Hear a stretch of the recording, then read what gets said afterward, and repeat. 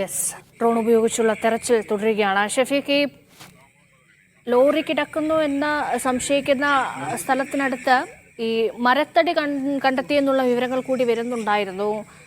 ഇതാരാണ് സ്ഥിരീകരിക്കുന്നത്? ഇക്കാര്യങ്ങൾ ഔദ്യോഗിക വൃത്തങ്ങളിൽ നിന്ന് ഇത് സംബന്ധിച്ച വിവരങ്ങൾ ലഭ്യമായിട്ടുണ്ടോ?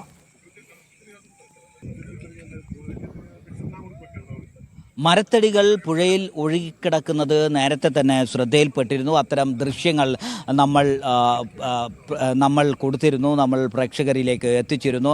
അത് ഈ അപകടപ്പെട്ട ലോറിയിലുണ്ടായിരുന്ന തടിക്കഷ്ണമാണ് എന്നായിരുന്നു നാട്ടുകാരടക്കം അതിൽ പറഞ്ഞിരുന്നു. പക്ഷേ ഔദ്യോഗികമായ ഒരു സ്ഥിരീകരണം ആ വിഷയത്തിൽ ഉണ്ടായിരുന്നില്ല. ഇപ്പോൾ മുനീബ്, ഈ വാഹനത്തിൻ്റെ ഉടമയുടെ അനുജൻ, ഈ പ്രദേശവാസികളിൽ നിന്ന് ലഭ്യമായ ചില സൂചനകളുടെ അടിസ്ഥാനത്തിൽ ആ മരം കഷ്ണങ്ങൾ, ഒഴുകി നടന്നിരുന്ന മരക്കഷ്ണങ്ങൾ പോയി കണ്ട് അവിടെ എത്തിയിരുന്നു. അത് തങ്ങളുടെ ലോറിയിലുണ്ടായിരുന്ന മരം തന്നെയാവാം എന്നൊരു സംശയം മുനീബ് പ്രകടിപ്പിക്കുന്നുണ്ട്. എന്നാൽ അത് സ്ഥിരീകരിക്കാനാവില്ല. സ്ഥിരീകരിക്കേണ്ടത് പോലീസാണ്. പോലീസിന് ആ വിവരം കൈമാറിയിട്ടുണ്ട്. ആ പോലീസ് അത് സ്ഥിരീകരിച്ചാൽ മാത്രമേ അത് തങ്ങളുടെ തടിയാണ് എന്ന് പറയാൻ കഴിയൂ എന്നാണ് മുനീബ് പറഞ്ഞത്. പക്ഷേ തങ്ങളുടെ ലോറിയിലുണ്ടായിരുന്ന തടിക്ക് സമാനമായ സ്വഭാവത്തിലുള്ള മരക്കഷ്ണങ്ങൾ തന്നെയാണ് എന്ന് മുനീബ് സമ്മതിക്കുന്നുണ്ട്. അല്പസമയം മുൻപ് നമ്മോട് മുനീബ് സംസാരിച്ചിരുന്നു. അപ്പോഴതാണ് സൂചിപ്പിച്ചത്.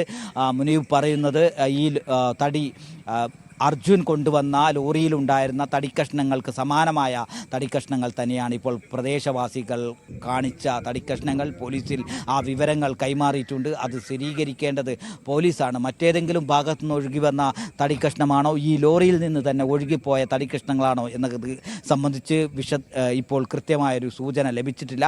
800 കഷ്ണം തടിയാണ് ഈ ലോറിയിലുണ്ടായിരുന്നത്. 800 കഷ്ണം തടിയിൽ 2-3 തടിക്കഷ്ണം മാത്രം ഒഴുകിപ്പോകുന്നതിൻ്റെ ദൃശ്യങ്ങളും അത്തരം തടിക്കഷ്ണങ്ങൾ മാത്രമാണ് ഇപ്പോൾ പരിസരവാസികൾ മുനീബിന് കാണിച്ചു കൊടുത്തിട്ടുള്ളൂ.